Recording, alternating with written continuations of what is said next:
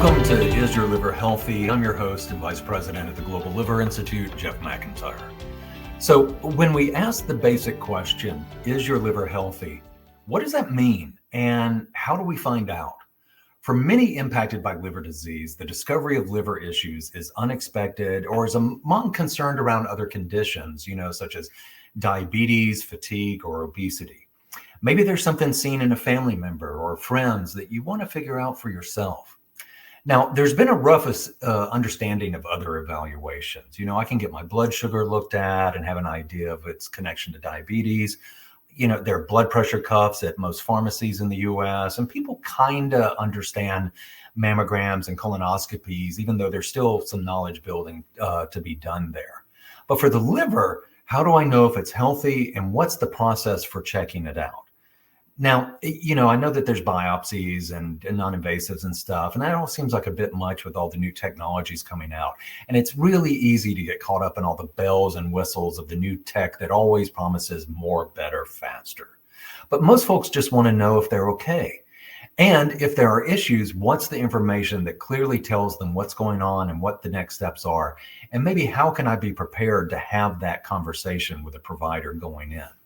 So in this episode of Is Your Liver Healthy, we go to the heart of the question at the title of our humble show and investigate how one determines if your liver is healthy and how to take the next steps with that information. So joining me for this conversation is one of my favorite people in the liver field, Dr. Julia Wattacheril. Now, Dr. Wattacheril is a clinician investigator. She's a transplant hepatologist, and she's the director of the MASLD and fatty liver disease program at the Columbia University Irving Medical Center in New York City. Let's get started. All right.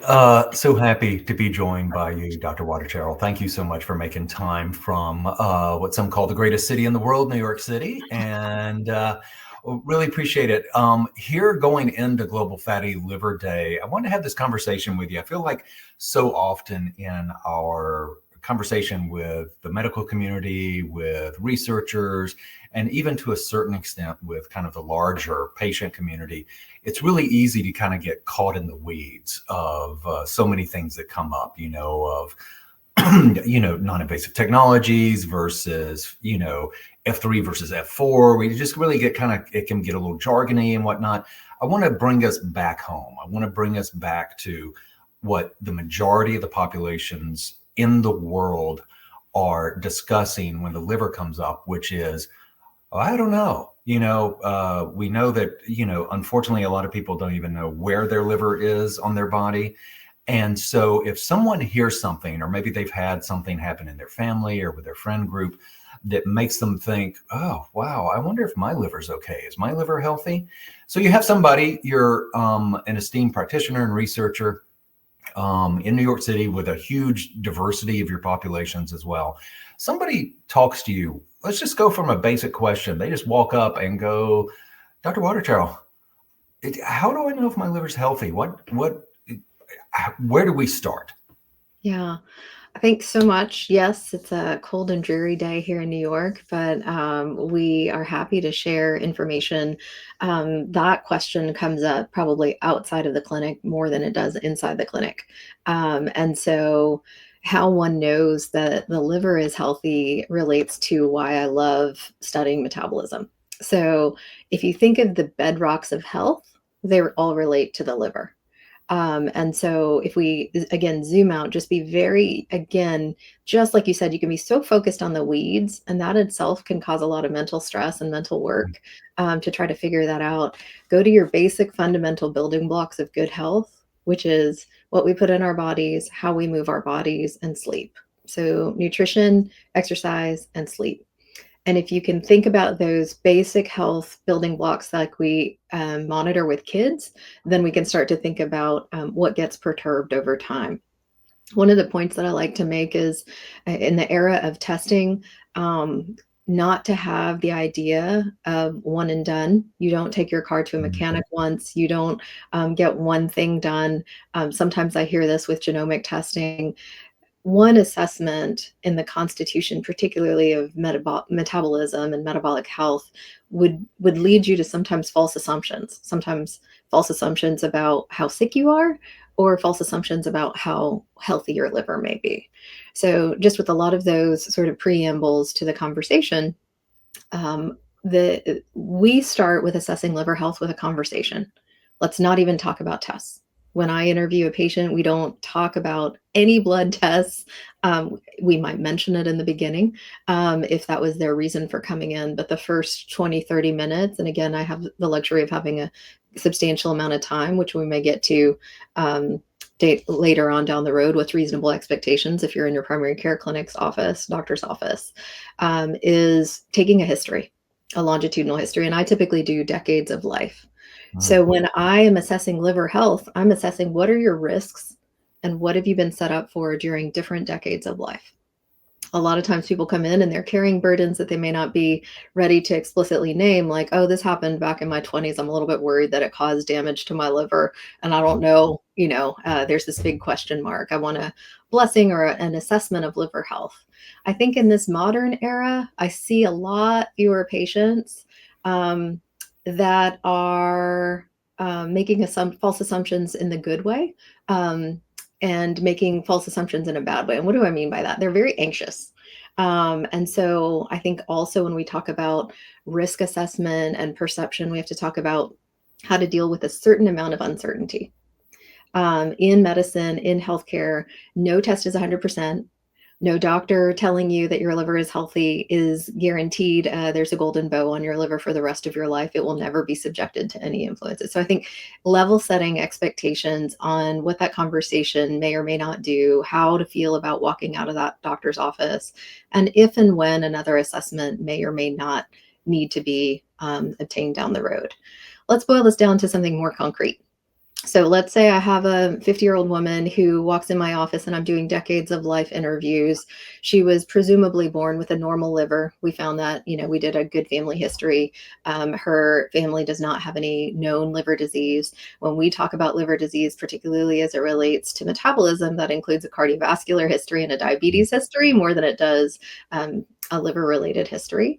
And then we talk about, the next decade of life, they may be subjected, teens is when a lot of people in the United States start experimenting, drugs, sex, alcohol. So we talk about exposures. We talk about what the home life was like that led to those exposures in a non-blaming sort of way. We're just curious. We're just gathering information. The transition to college for people, for outside of the home, for other folks, what that looked like when it comes to substance use. I think the number one thing that I would ask without any sort of, with the privacy of a conversation on a one-to-one level would be one, educating someone about what quantities of alcohol actually are. So 1.5 ounces of hard liquor, 5 ounces of wine, 12 ounces of beer is 1 unit. That is probably the least understood element of what actually constitutes alcohol and what a standard drink is. Most folks might say, oh, I don't drink any more than anyone else around me. I don't have alcoholism. I don't drink every day. It's a lot of, you can just feel the stigma of associated with alcohol use and liver disease. And that human that's coming to see me is that way because they've been conditioned, right, by their environment to either be judged if they have liver disease. It came up on a pre-transplant support call last week. So just the curiosity between a patient and a physician. And if you are feeling stigmatized or judged by your physician, it's okay. If you have the confidence to name that, it's okay. We're human too. But the approach is one of a gentle curiosity and information gathering. And I don't experience too much. There may be a little bit of shame, but usually we can make our way through it. We approach it as sort of an emotion scientist, information scientist, et cetera. We're just being curious together. And then moving into the 20s and 30s, again, this was a woman. When was menarche? What did any incidence of gestational diabetes? Was she pregnant? What did that look like? I'm assessing autoimmune risks through miscarriages, et cetera. And then that's where the stuff of life really, really matters, right? Death, disease, divorce, all of those things, relationship, financial hardship, those all are associated with changing behaviors, changing your sleep, changing what you're putting in your body, and changing your exercise, right? Those are disruptors, right? Sort of behavior disruptors. And so because liver health relates to what our liver is experiencing in our body throughout the course of our life. It's not as straightforward as I didn't inject drug use, or I didn't have injection drug use, therefore my risk for hepatitis C is really low.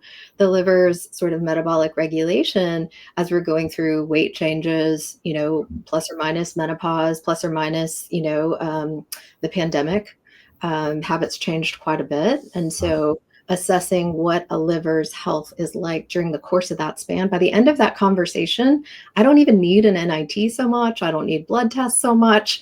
My mental calculator is figuring out what their risk is based on that conversation alone. So the first thing I would say is don't run towards testing. Is an open and honest conversation with a healthcare provider if you have one. A third of people in the United States don't have a primary care provider. Many specialists are capable of having these conversations, and we're doing hopefully a better job of equipping them for that. So it's a very long answer for me to say the conversation matters more than any one test, because it sets us up for how did you cope with certain things in life during stressful times? How might we predict that you would cope given the guarantee that you're going to experience more stress in life? And how can we build in better coping mechanisms if they were affected and if your liver was affected? Then when we get into the more granular details, particularly with metabolic liver disease, and when I say that, I'm talking about mostly MASLD, steatotic liver disease. Sometimes I hear things like, oh, my liver tests were okay, meaning liver enzymes, AST, ALT, alkaline phosphatase, et cetera. Therefore, I can't have liver disease. Oh, no, that's something particularly with MASLD that is not always true. You can have stone cold normal liver tests and still have disease, still have some fat accumulation. You can even have fat accumulation as it results to alcohol use. So sometimes folks use that as a bellwether, as how much drinking is too much alcohol. Are my liver tests abnormal? That's a sort of bad assessment to try to figure out, what's the boundary, what's the upper boundary. And it's also, you mentioned being a philosopher. It gives me an idea of how people talk about their risk. I have some patients that what's the most things I can get away with, and I have other folks that are, what's the most good I can do for my body to help me age really well, et cetera. And depending on how you are and your philosophy, and know that can change over time. There's a general adoption towards more healthful behaviors, especially people that are watching podcasts and dealing with their own blood tests and seeking out good information. So I would say conversation first. Then we start to talk about assessment of blood tests and overall risk. For most of the patients who see me, we do something called a chronic liver disease serology test. So we do a whole bunch of blood tests that look for things that are impossible to detect by a conversation, unless that person knows I have alpha-1 antitrypsin deficiency in my family, and then we talk about a picture. So particularly with metabolic disease, we need an assessment of fat in the liver. And sometimes we have to take a special kind of test in order to detect whether or not fat is present. And I can go into more detail about that or leave it at that. Well, as usual, there's about, I don't know, 15 or 20 points there that I feel like we could do a deep dive on.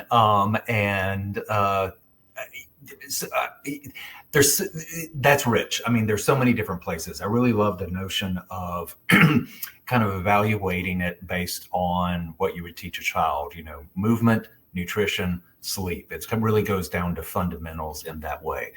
I want to get to kind of the diagnostic pathway a little bit so patients have something to understand. But there's one thing that you mentioned that I feel like can inform people to come back to. So let's do a little bit of myth busting, if you will.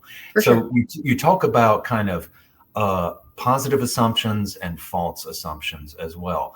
Talk about the assumptions. What do you see that folks come with? Because I think there are a lot of assumptions. I mean, obvious, one that you went into detail about is alcohol use. That's something that is horribly misunderstood. But what are some of the other assumptions you feel like people bring to you when they're concerned about their liver?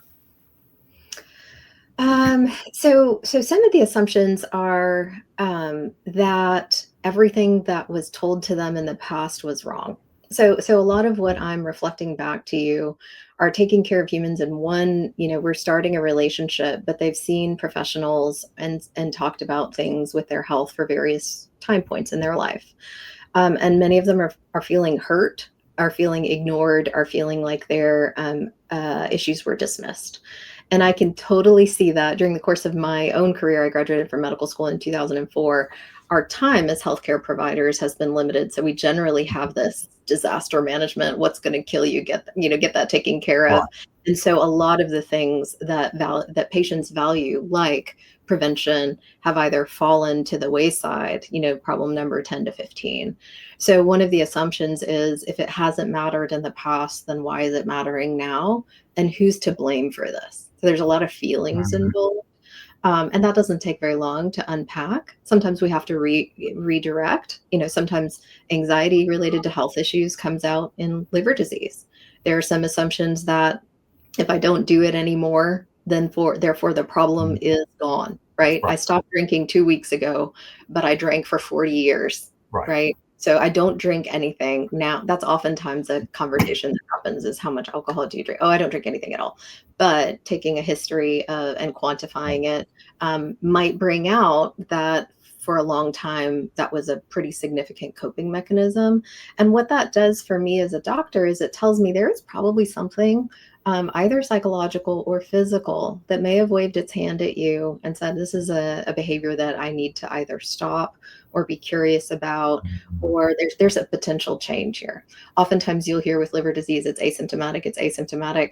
We might not associate it with the classical sorts of GI symptoms of abdominal pain or Right. bleeding or jaundice, those types of things, but mood changes, a discomfort, certain things that folks may not be aware of until you have the sort of sacred moment of a private conversation with a human, and they really have to think about it.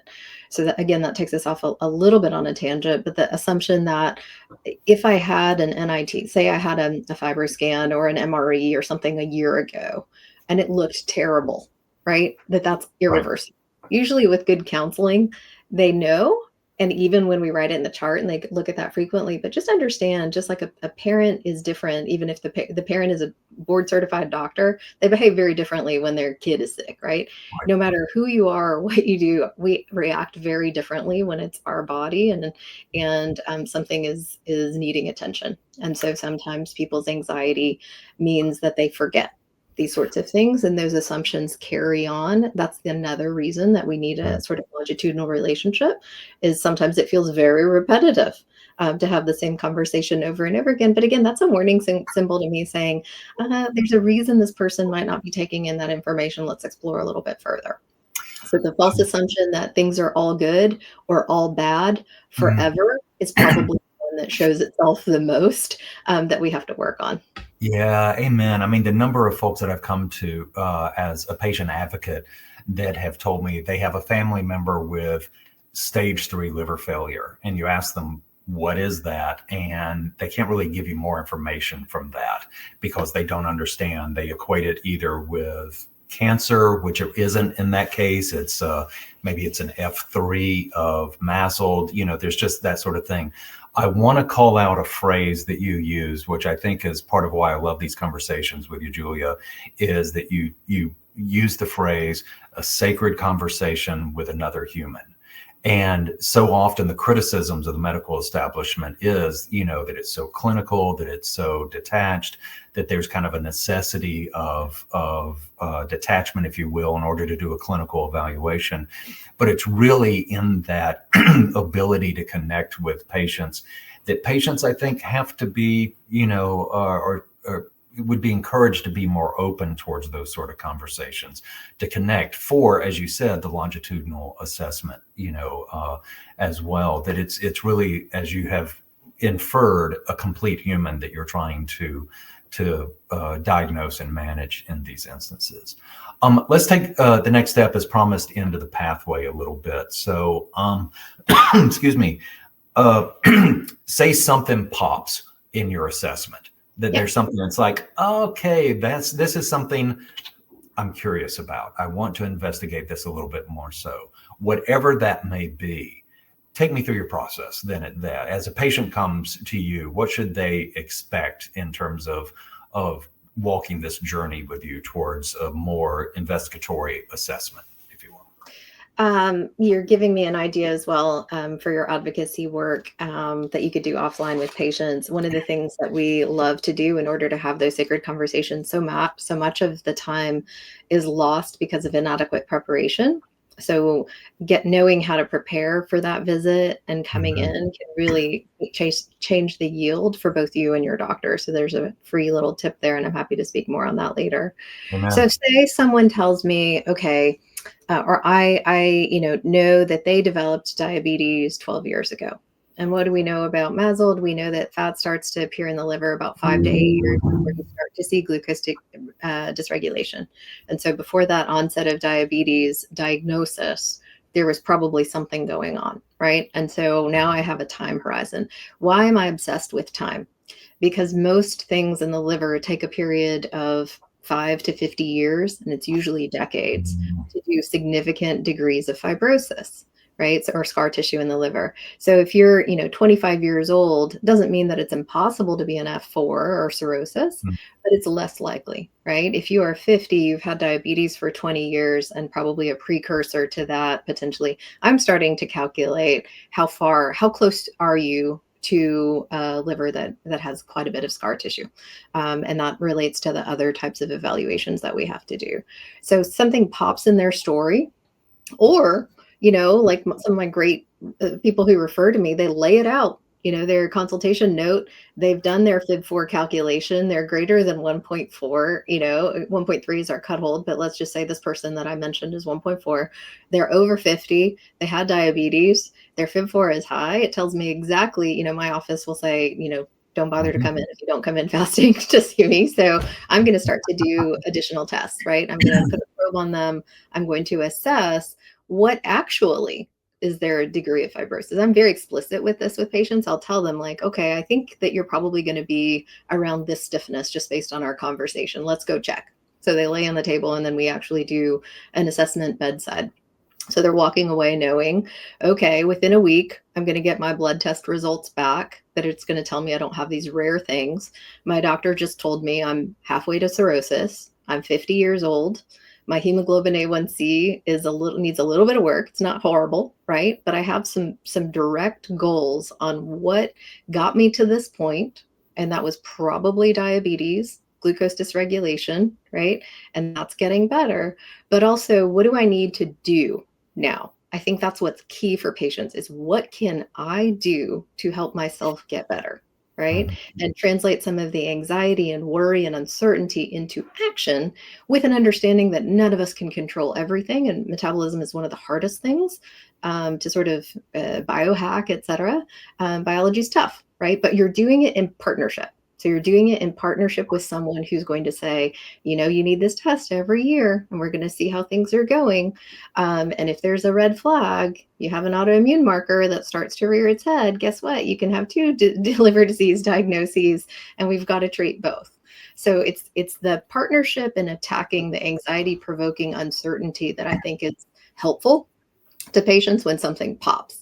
If something pops in a different element, then I sort of articulate it depending on, I do ask explicit questions about how people relate to health information. My goal is not to make them into an anxiety ball, but most of the time talking about it and having a sense that you're going to actually have someone to help steward you through this process of decreasing risk and then proving. We're not guessing that we're right. We want to prove that things are moving in a good direction and not at the expense of your heart or your brain or your kidneys or other parts. So again, when you focus on the liver, and I think we as hepatologists have to do a much better job about it. Those of us that love metabolism, I think, have to talk about extra hepatic types of things. But making sure that you're not zeroed in on just the liver and benefiting the liver at the expense of other organs. And that's another sort of assumption that sometimes patients make and they're hurt. Like, oh, they did all this treatment for this, but look at the damage that this other organ had. And they don't recall having a conversation about that potential. Yeah, it seems to me that the phrase kind of necessary but not sufficient comes into play there for a little bit. And I think that a lot of patients think that, oh, if I, just cut some weight or watch my diet or I take this medication, in isolation, that those things are going to resolve necessarily. And it's hard as humans to kind of approach that complex recipe, if you will, realizing that there's more to spaghetti sauce often than just tomatoes, that you've got to have a little bit of this and that. And then ultimately it is the partnership as you move down that pathway also to be able to help with things. I mean, it is something that shows the value of good practitioners to be able to reach out and have those conversations, to be able to kind of hold patients' hands. But as you said, for patients to be able to come in prepared, and that, again, as you mentioned, that the yield is going to be higher in both instances for that. It is so tempting and so easy to kind of go the, Peter Attia route, which I know you just had the conversation with him, and go for another hour and a half with this conversation. But I know you've got busy things going on. And so let's wrap up with an optimistic question here. And I'll be frank in saying this wasn't something that we prepared you for, but I'm going to throw it out at you anyway, because I think it's a high Love note. it. It's a great thought exercise to think about. Okay. So I've known you, and we've been, acquaintances professionally for 5-7 years or so, give or take, while we've been doing this. Let's put the TARDIS, go into the TARDIS, put the time travel hat on, Okay. and think about 10 to 15 years down the road from now. What are the victories that we're going to be celebrating in liver disease? In liver health, what are the things that we're going to look at in 10 to 15 years or so now and think, okay, we've got that, let's move on from that? What do you think the highlights that patients and the field can look forward to in 10 to 15 years? What are the victories we're going to be celebrating in liver health? The first thing I'd say is what's a big driver in information like this podcast, et cetera, is I think patients. Patients are driving the conversations about metabolism and liver. I mean, obviously, high profile people as well. But we in hepatology, a lot of what we've known, whether it's about alcohol for 37 years, et cetera, it's reaching public knowledge right now. And the public has that lament of like, wait, why wasn't this more widely known? So I think that the liver disease world, through advocates, through patient-led advocates, is going to address some of these issues at a public health level that we haven't seen before when we've been in our little ivory towers. So I think the partnership, and not just theoretical, not highly conflicted types of partnerships, but actual, patient-related information dissemination is going to tackle this much earlier. You're going to have people that say, instead of, I saw my own scan from my doctor and my doctor sent me in, over Thanksgiving, that's when we do family history and genomics. Over Thanksgiving, we talked about how so-and-so in our family had diabetes at the age of 20, and we found out he's actually type 1.5 and not type 2. And so all of us are coming in asking these questions. And we're already starting to see some of that, so it's not too futuristic. The other thing, and this relates to sort of what we're building here, and what I think a lot of people are doing, is we're tired of seeing people so late in their disease and just waiting for things to sort of surface, and proactively looking within the cadre of information that we have to be able to identify and stratify people before they know it's a problem, before they have to look, right? It's actually what a healthcare system should be doing, is actually serving the patients. I think we'll do a better job of that. There are so many barriers to that. The system, all the systems that exist for a reason, and someone's benefiting from that. But this is where the patient advocacy, whether it's in front of Congress, whether it's in front of CEOs, et cetera, that gains so much more traction than any of us writing papers and trying to convince people, through our traditional academic means. So one, early identification, prevention of end-stage disease. I think those are huge, and that can be tackled, with you don't even have to go into the machine learning aspect of things. That's where a systemic look, sort of annually even, it doesn't even have to be that sophisticated with our large language model that's still training on completely sort of, we're learning with NITs, right? I am not signing on to a lot of AI techniques right now until we have a trajectory on some of these. They're still new. I'm biased towards safety, obviously, Hmm. given my hat and my line of work. So I think the application of technology, number one, patient advocacy and family advocacy and human advocacy for what the healthcare system should actually be. I think we're going to see some traction there. If for no other reason, pure frustration. I know you said we're going to go optimistic, but I think when systems don't work well, you actually solidify people to rally behind it. Yep. Two, use of technology, what that looks like for early diagnosis and prevention, because folks are driven towards wanting better health and they're going to demand it. And then three, from a therapeutics point of view, now that we've hacked into things that were previously unhackable, like obesity, like Mm. metabolism, and there's incentive, that's clearly a path that's going to be massively explored. What I always worry about, because I think systematically, is muscle metabolism Mm. and gain and loss. And so, particularly for our niche of patients that are not obese and have repairing MASH, an entire group of therapeutics that are designed for those people. And that's Right. a MASH-centric point of view in terms of where I think the future is headed.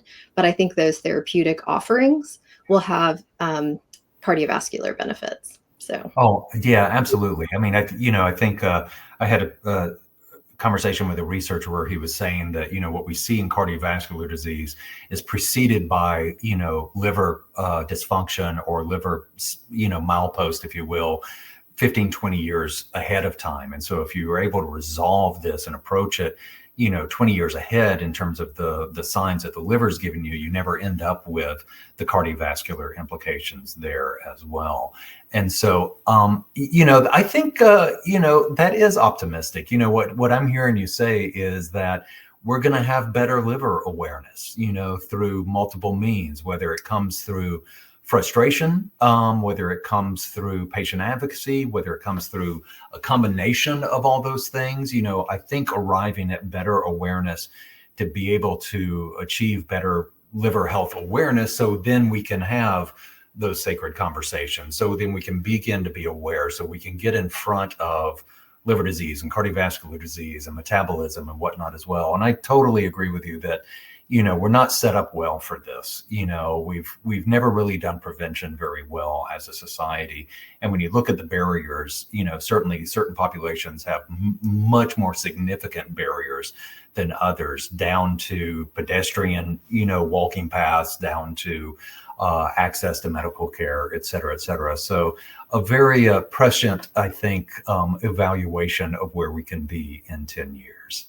I think Okay, there's uniform go ahead. agreement between providers and patients that it does not have to be this way, that we are wise about how it got to be this way, what we're dealing with in terms of the incentives as to what's sustaining it this way. But also, we can't bankrupt our society. We can't, if we're going to try to live into our values, which is always something that I think we're trying to not just talk about, but actually do, we're going to be held, our feet are going to be held to the fire a little bit. So I'm taking a hopeful vantage point, but I do think it's possible. Well, and applying the sign behind you that says "Shine the light in darkness," I think in difficult times, optimism becomes an act of revolution that you have to hold on to as a tool. So, Julia, I appreciate you, appreciate the work that you do, and certainly appreciate the time that you spent with us today. All right, many thanks to Dr. Wattacheril for joining today. Julia and I have had so many great conversations at meetings, conferences, and events, so I was extra excited to try to capture some of that for the show today. Hey, did you know June 12th is Global Fatty Liver Day? This is an annual awareness day to enhance education and emphasize the pressing nature of fatty liver disease, or MASLD, particularly in its advanced stages, also called MASH, which impacts a staggering 115 million individuals worldwide. Now, fatty liver disease, which is also known by its clinical designation as steatotic liver disease, or its more advanced form called MASH, as I said. Now, this remains a concealed global epidemic. An estimated 357 million people are going to be affected by this by 2030 based on projections. And because symptoms of fatty liver disease are often not overt, and it's really underdiagnosed and underreported. So for more on Global Fatty Liver Day and how you can get involved, check it out at globalfattyliverday.com. And make sure you catch up with the latest activities at globalliver.org, and be sure to join the conversation on our socials at Facebook, Instagram, and LinkedIn. You'll see the video version of this on YouTube, and we're also available on the latest podcast platforms, Spotify, Apple Pod, Pandora, or, wherever you are listening to this right now. If you have a question or maybe a suggestion or an idea for a topic for a future episode, we'd love to hear from you. Hit us up at healthyliver@globalliver.org. And be sure to leave a comment and hit those like and subscribe buttons on your platform of choice so you don't miss any of the upcoming episodes and great conversations. It may not seem like much, but this really helps, hack the algorithm and grow awareness, education, and support for liver patients. So I'm Jeff McIntyre on behalf of producer extraordinaire Lily Bainig, who is on a much-deserved holiday, and the team at Global Liver Institute. We'll see you next time. Thanks, y'all.